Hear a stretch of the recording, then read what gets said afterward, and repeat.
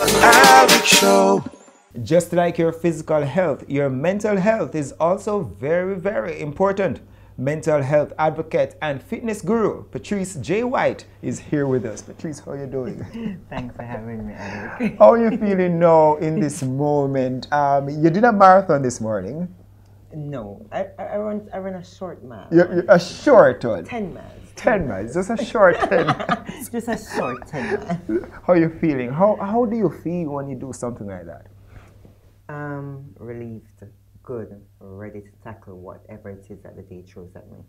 Patrice, how do you get up every day and do this? Because it's like passion takes discipline, yes? Yes, it does. It drives discipline. It drives. How do you do that? How do you get up every morning and do that? Because I can hardly get out of bed. Well, in the initial stage, I had to add a why. Why it is that I'm getting up religiously every morning at 1 o'clock, 1:30 to get out there on the road at 2 a.m. to start running. Mm-hmm. But now it's a part of my lifestyle. It is who I am. It is my brand. So outside of my studio itself, the gym, I have built myself as a brand. So it's all a part of who I am, and that's how I need to start my day. How did you get clarity for your vision? It started with my own personal struggle of trying to lose weight. Alric, you know the farmer Pat, don't it? Yes. Me did fluffy bad, don't it? Yeah, man. So my own vision came from I wanted to become the best version of myself. You understand me? And then from there, then your vision starts changing, because when you start achieve certain goals that you set for yourself, then you have to start set higher goals, don't it? Mm-hmm. So first it was to lose the weight that I had on my body that I was uncomfortable with, and then after that, then everything became one. What are some of the other things that would have triggered you to move into this lifestyle and for you to take better care of yourself? Well, it has to do with two different sets of individuals. The first person was my husband. I'll never forget, in January 2015, we were at home watching TV in the night, and out of the blue, the man asked me when I give birth. You understand me? You know what that means? He might tell me that my belly is too big. You understand me? It was a joke that he was running, but I'm very insecure, and I've always been insecure about my tummy since giving birth. So that was just my wake-up call. The job I was in then contributed to my lifestyle, in terms of how my body looked, because I was in a bar business, you understand me? And everybody know what bar business is. It's typically going out, party, drinking. It's what that lifestyle was. So I didn't have the discipline to lose weight. I didn't have the discipline to eat right. I didn't have the discipline to work out. Yes, I was turning up at the boot camps, at the gym, trying to do the 5K road runs that were going on, but I didn't have the discipline to bring everything twofold. So, there were some girls on social media, because social media plays a big part in our life, in everything it is that we do, you understand me? And I was one of those persons that look up to some girls on social media who was offering coaching services in terms of getting your mindset right to lose that weight. But then those girls turn out to be mean girls, because when you can't afford the program, you understand me, a comment that one of the girls passed at the time was, I would never lose the weight without their help. So then that became my why. If you would stay like me, Alric, don't tell me something I can't do something. Right. You get where I'm coming from? So for me, Carnival was coming up, so I'm going to show the mean girls that I can lose the weight, keep off the weight, and I'm going to look hotter than them, because them themselves that struggle also like myself. Right. We're all on the same journey. So that became my fuel, along with my husband's comment. But then I realized that I could not do the same things that I was doing over and over before. Something had to change. So I'm somebody that becomes very bored very easily. So doing the same gym routines over and over again will not push me or not challenge me. So I started researching the different training world. I started researching the CrossFit world, the Tabata world, the HIIT routines, bodybuilding, and start picking stuff from the different worlds to create a program for myself that will keep challenging me and keep pushing me to lose weight. I did that, and then I dropped my own personal weight. So at my heaviest, I was 210 pounds, moved from 210 pounds, you know, to 130 pounds in a short period of time, just in time for Carnival. But then now, your vision got bigger. My vision got bigger, and that's where social media came into play. So the fitness industry is a very, very big industry. You get where I'm coming from? And you have a lot of persons like myself who were struggling in terms of getting it right and getting those pounds off. So because I was, posting my own journey, the runs I was doing on the road, the hill training I was doing on the hill, the actual training in the gym, the unconventional type of training I was doing, I then started getting a following, People are like, oh my God, she's a woman and she's lifting that X amount of pounds tire. I'm on Mountain Spring running with a 45-pound plate strapped on my back with resistant band. Help me to understand though, because I knew you, I know you for a couple of years, and you were big in the bar business, Master Mixologist, and then you make a 360, full career switch. How did you get your mind to that? Because you're such a good master at what you do. How do you make that switch? What I went through a divorce. I went through a divorce, and I was going through a dirty, nasty battle with my child father at the time. So I wanted to distance myself from anything that has to do with any association with him. Anything that has to remind me about him, you get where I'm coming from. Anything, I even cut friends. Me don't want nothing at all to do with that element because it became so nasty. I didn't want to look like a failure to my daughter because I've already turned her world upside down. I mean, my daughter, even now, when it comes to summer, I can't send her away by herself on any summer vacation because as she said, and she reminded me over and over, the last time she went away by herself for summer, to family, she came back, her parents were separated. You get where I'm coming from? So I have to ensure that everything it is that I do going forward has to be successful. And, for her, it will create some sort of normalcy in her life. You get where I'm coming from? So my own personal journey of trying to lose weight became a new passion for me, something I fell in love with. All right, we take a break. When we come back, we continue our conversation with Patrice J White. Show. Welcome back to the show. What we've been sharing is that you can't move your life forward until there's radical acceptance. Patrice, radical acceptance of where you are on your journey and where you want to go. What does all of that mean for you in this present moment? We have no control over the past. We only have control over the future and the direction in which we want to go. As a mother, when you have, as a mother, and when you go through a divorce, your kids have to come first. You understand? No, people should know this. Yeah, your people kids. should know this because some people also use the kids as a weapon. Yes. And you have to be careful. Divorce affects children.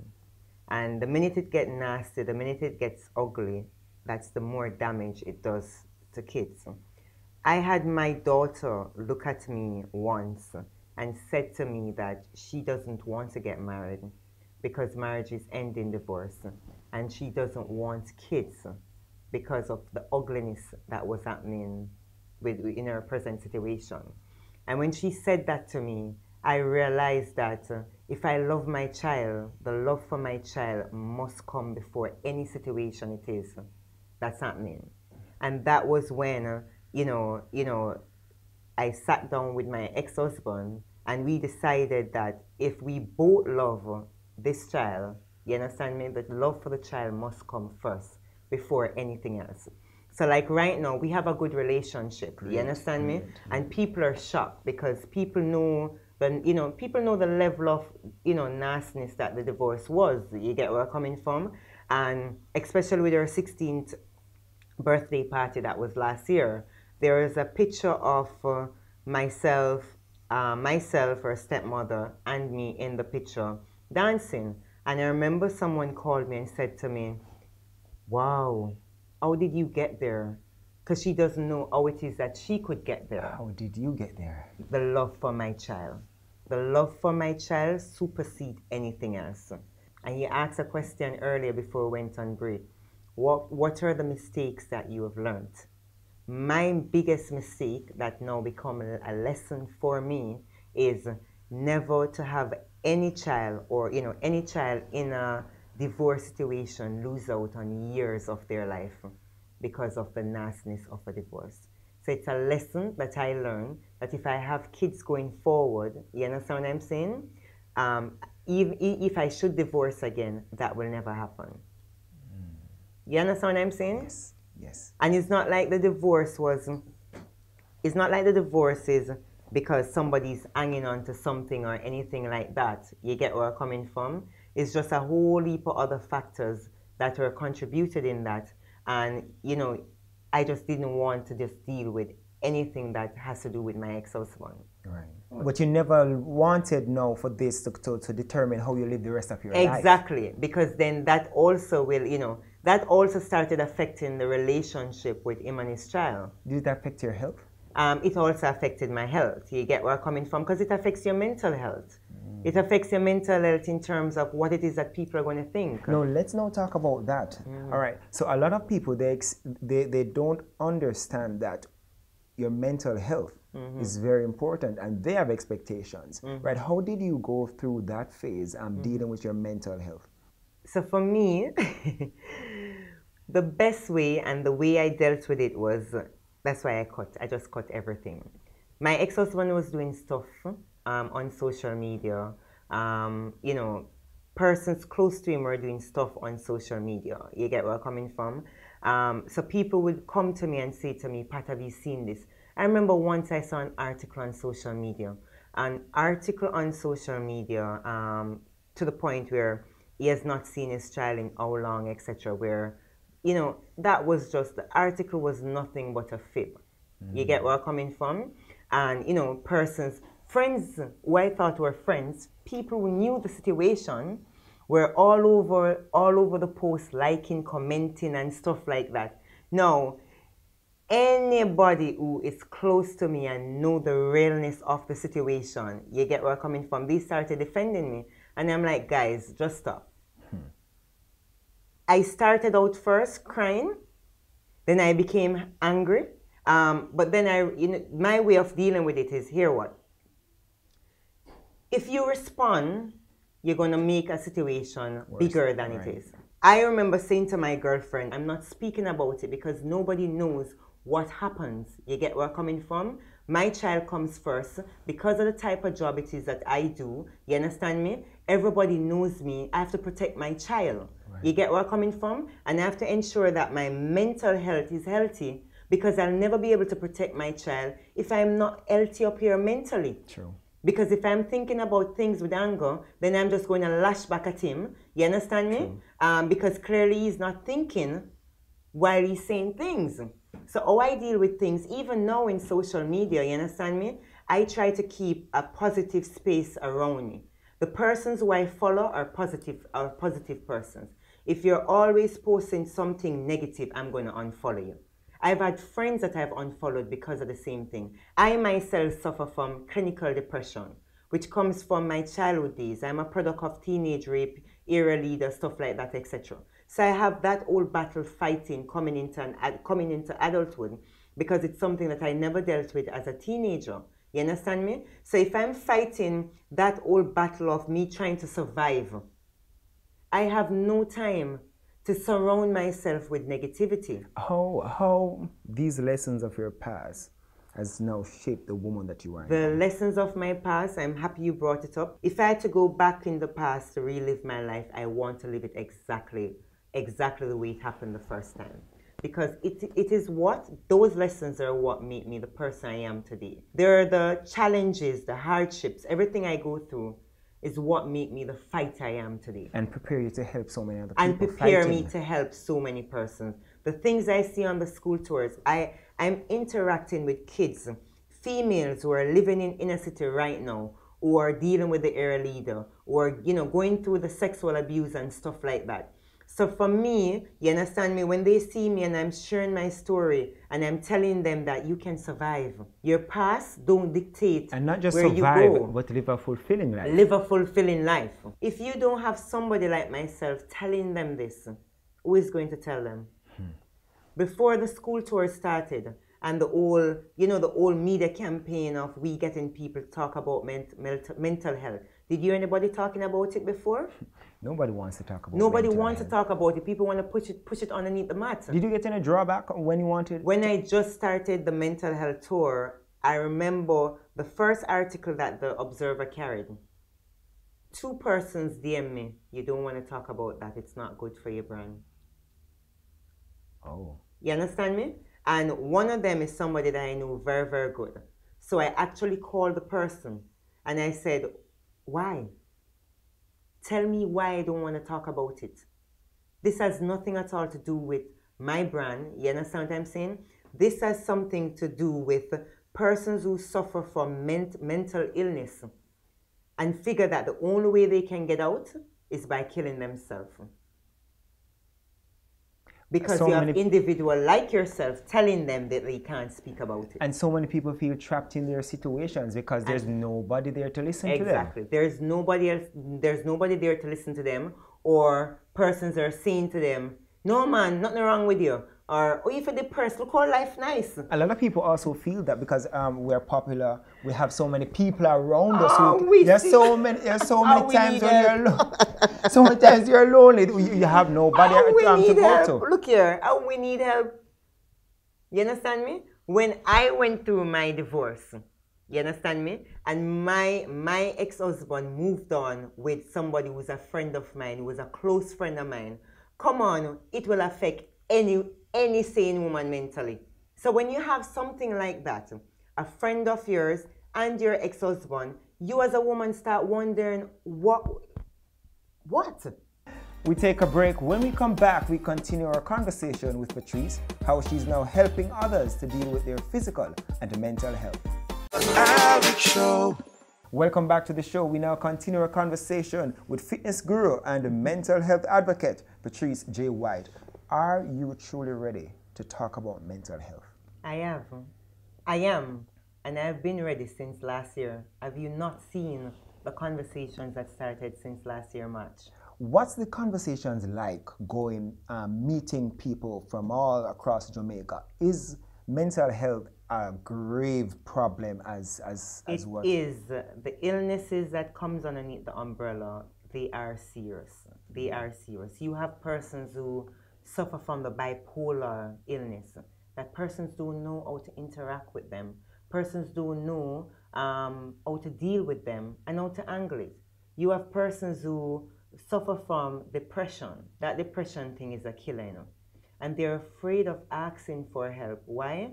Me no want nobody know my business. But Patrice, people are really, really watching you now and paying a lot of attention to you. Yeah, but we now have the conversation happening. Aren't you under pressure to maintain a certain life and to be a certain way for all the people that are watching? Are you under that pressure? I don't believe I'm under pressure. Here why.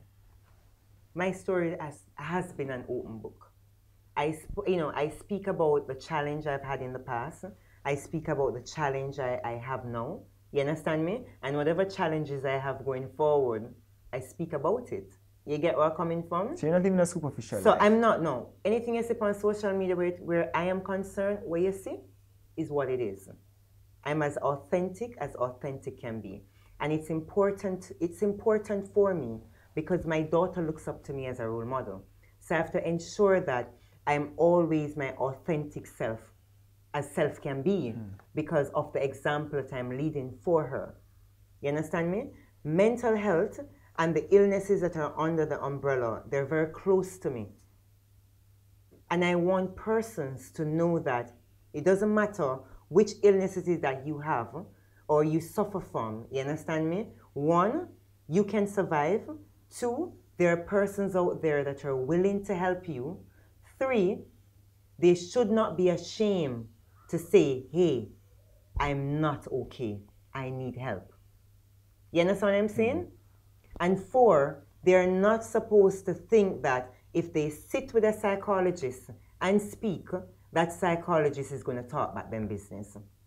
And that's the environment that we now live in. Or they shouldn't feel as if they are mad. And they shouldn't feel like they're mad. And that's how I start my tour. So when we go into these schools, because we're going to the schools and we're going to corporate companies. You understand me? As you talk about the corporate companies, let me tell you, there are so many times I always tell people this, there are so many times you have a staff member at work and they are not performing as how you know them to be performing. Sometimes as managers, we come down so hard on them and we don't know what we don't know the other factors. We don't stop to ask the questions. Exactly. I mean, then when you talk about career shift now, you have one career, you understand me? And that career, ended, or you have a successful business and it's no longer successful. Right. How do you move forward and chart something else for yourself? Find a new passion and create something else. You're helping so many people to transform their lives. You have the physical aspect, and now, of course, now the mental aspect. Tell me about that the physical side from your studio. So we have the studio, which is at Hillcrest Avenue, you understand? And I train a wide variety of clients. The regular 9-to-5 person, persons who are the pregnant persons, as you guys said, the celebrities. Right. I mean, there's no celebrity at my gym. Right. Once you step through the gate, everybody understands I'm the boss. Right. You get where I'm coming from? I train also the schoolers. I do train schoolers. It's just that we don't post them on social media. You get where I'm coming from? For me, health is very important. Health doesn't have to do with physical. It is physical, mental, and emotional. When all 3 are aligned, then you have what we call that dynamic life. Perfect. That's why the thing called dynamic lifestyle. Perfect, yes. Perfect. And why is this tour so important? And why did you choose to go into the schools? Let's not talk about the corporate, but the schools. Why did you choose to go into the schools? It was important for me to go into the schools because when I was going through my situation when I was in high school, you understand me? I didn't have that forum that I could have the conversation with. And so many children commit suicide. And so many children, exactly. We're seeing it over and over again. So let me give you my situation. When I was in high school and I was dealing with my own personal situation, you know how I reacted? You know how I deal with it? If you say, hey, I fight that my boss, I remember a fight took place at Spanish Town bus stop and she called me to her office. I had to remind Miss Martin that Miss, don't want to fight. Me no go Spanish Town bus stop no more and I terminate my take because Sherlock sent me a catch now. You get where I'm coming from? Right. And I'll never forget, I tell people daily that Mergrove changed my life because of that principle. She was so tired of seeing me visiting her office, where she sat me down one day and she said to me, Pat, what is going on? Somebody finally asked the right question. What is going on? And that was when I told her what was taking place. For her, she tried to help me as best as she could, but it's not like I could move in with her. You get where I'm coming from? But she gave me a very valuable bit of information. Pat, you have no control of your circumstance now, but you have control of the direction in which you want to go. And now you're trying to save so many of the young girls and Thank boys. you. We visit the girls' homes also, We visit the girls' home also. Right now I've adopted Homestead Girls. You understand me? Girls' home as a part of where I'm physically and actively involved in. And when you go into the girls' home, I see so much of myself there. Patrice, there's so much to be done. So much to be done. So many lives to be changed. To be changed and to save. Don't leave out that and to save. Thank you so much. Thanks for having me. I appreciate it. All right. So I am looking forward. I will be following you. Right. I want to hear the stories, and I hope to be on one of these stories. I need to go on one of these. I definitely would love to have you come in and talk to these kids. Yeah, man, I'd love to have you, Alric. So all the best on the physical side and the mental side. And the emotional and the side. emotional side. The dynamic lifestyle. That perfect dynamic life. All right. We want to thank Patrice J White so much for sharing with us today on The Alric Show. The Alric Show will be back next week. The Alric Show.